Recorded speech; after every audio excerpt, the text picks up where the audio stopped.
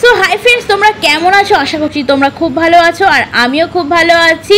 আর আমার এই দেবমল্লিকা কমেডি চ্যানেলে তোমাদের সবাইকে স্বাগত জানাই।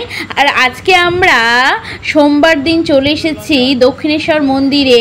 শ্রাবণ মাসের সোমবার, আজকে প্রচণ্ড ভিড় হয়েছে মন্দিরের ভিতরে। আর দেখো, আমরা মন্দিরে এখন ঢুকছি, মানে প্রবেশ করছি মন্দিরের ভেতর দিকে।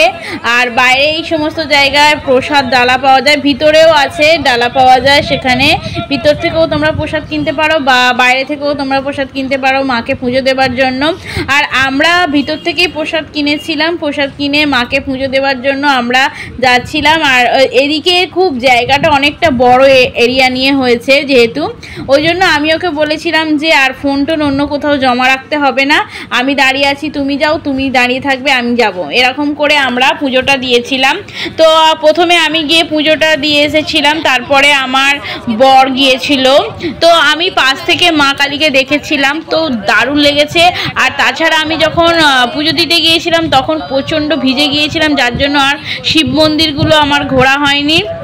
আর তোমাদেরকে মায়ের দর্শন করাতে পারবো না এই কারণেই, কারণ এখানে সমস্ত নিয়ম আছে যে ফোন টোন জমা রেখে তারপরে মন্দিরে প্রবেশ করতে হয়, সেই জন্য। আর আমরাই কি করেছি, ওর জন্য দাঁড়িয়েছিলাম, ও আমার জন্য দাঁড়িয়ে থেকে আমরা পুজোটা দেওয়া সম্পূর্ণ করেছি। প্রথমে আমি গিয়ে পুজোটা দিয়ে এসেছি, তারপরে ও এমনি গিয়ে মাকে দর্শন করে এসছে।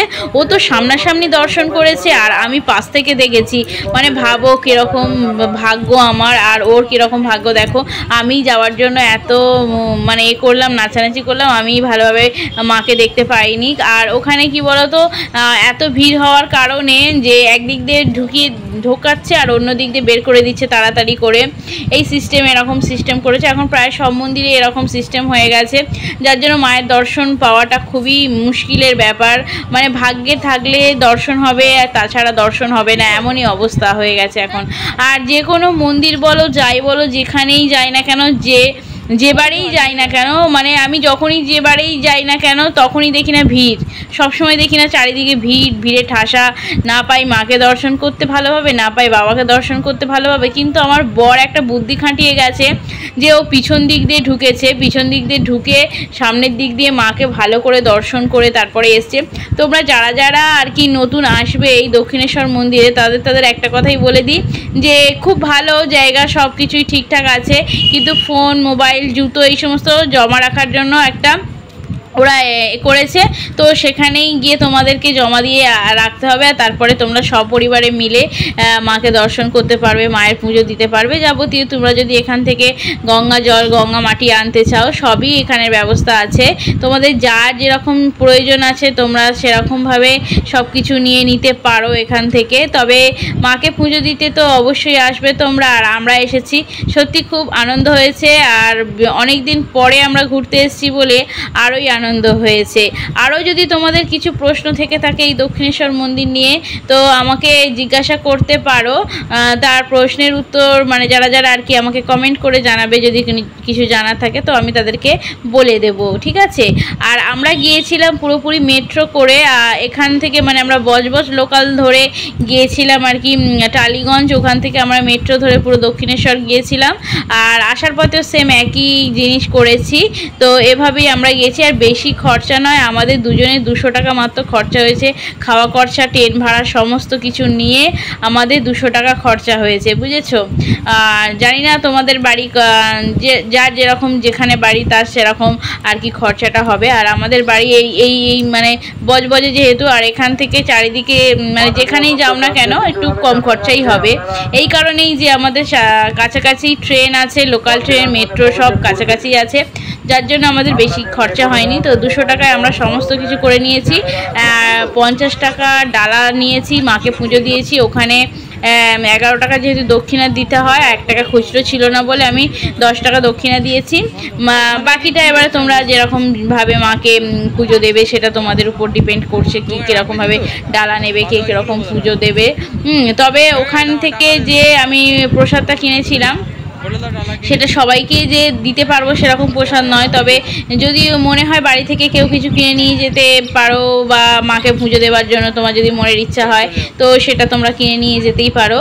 আর ওখানে তো তোমাদের প্যাড়া দেবে, আর মায়ের তো খুব পছন্দের জিনিস হচ্ছে প্যাড়া, মা খুব ভালোবাসে প্যাড়া খেতে। তবে পুজোটা যেভাবে করলো, ওই যে আমার হাতে দেখেছো পদ্ম ফুলটা আছে, তো ওই পদ্ম ফুলটাই আর কি মায়ের কাছে দেয়া হয়েছিল। তো জাস্ট খুব ভালো লাগছিল, মাকে তো দারুণ লাগছিল, মায়ের মানে এত রূপ কি বলবো। আর আমি ওনার কাছ থেকে সমস্ত কিছুটা জিজ্ঞাসা করে নিচ্ছিলাম যে কিভাবে পুজো দিতে যাব, কি করে ওখানে গিয়ে। তো আমি অনেক দিন আগে এসেছিলাম বলে আমার অতটা আর কি আর মনে নেই। যাই হোক, এখন নতুন আর এখন সমস্ত কিছুই নতুনত্ব হয়ে গেছে, সেই জন্য আরোই আমি ভেবেছিলাম যে কি হবে না হবে, ওই জন্য আমি একটুখানি সবাইকে জিজ্ঞাসা করি, সব জায়গায় যাই। তো সেরকমই আমি ওনাকে জিজ্ঞাসা করি, আমি মন্দিরের প্রাঙ্গণে যাচ্ছি পুজো দেওয়ার জন্য। আমার বর এদিকে আমার ভিডিও করছে এখানে দাঁড়িয়ে দাঁড়িয়ে। তারপর আমি ভাবলাম যে আমি তাড়াতাড়ি চলে আসলে ও একটুখানি গিয়ে দেখতে পারবে। কিন্তু দেখো, এই যে আমি লাইনের ভিতর দিয়ে ঢুকছি, ঢোকার পরেই এত জোরে বৃষ্টি এসছে, তো আমি একদম ভিজে গিয়েছিলাম। আমি মন্দির থেকে যখন বেরিয়েছি তখন একদম কাক ভেজা ভিজে গিয়েছিলাম, কি বলবো আর তোমাদের। আর সেই থেকে আমার মাথা যন্ত্রণা করছিল যে পুরো তো ভিজে গেছি, এক্সট্রা করে আর কিছু নিয়ে যায়নি, যে একটা গামছা বা কিছু নিয়ে যায়নি যে মুছবো, সেরকম তো কিছু নিয়ে যায়নি, যার জন্য আমার একটুখানি এইগুলো কষ্ট হয়েছে। যাই হোক, সেটা কোনো কষ্ট নয়, মায়ের দর্শন পেয়েছি, মাকে পুজো দিয়েছি, এর জন্যই আমরা গিয়েছিলাম। আর এটা পেয়ে গেছি, তার জন্য মনের ভিতরে খুব আনন্দ হচ্ছিল। আর এরপরেই আমরা পুজো টুজো দিয়ে চলে আসছিলাম বাড়ির দিকে। তো ও আর আমি দুজন মিলে ওখানে পরোটা নিয়ে গিয়েছিলাম বাড়ি থেকে করে। তো পরোটা টরোটা খেয়ে আর আলুর তরকারি খেয়ে আমরা বেরিয়ে পড়েছি তাড়াতাড়ি করে, কারণ বাড়িতেও ফিরতে হবে। এদিকে তাড়াতাড়ি বাড়িতে ফিরে এসে আর তারপর আমার আবার বিকালবেলা পড়ানো আছে, সেই জন্য পড়াবো। আর এদিকে দেখো ট্রেনের ও মানে মেট্রো টিকিট কাটছে। তো সবাইকে টাটা, সবাই খুব খুব ভালো থাকবে।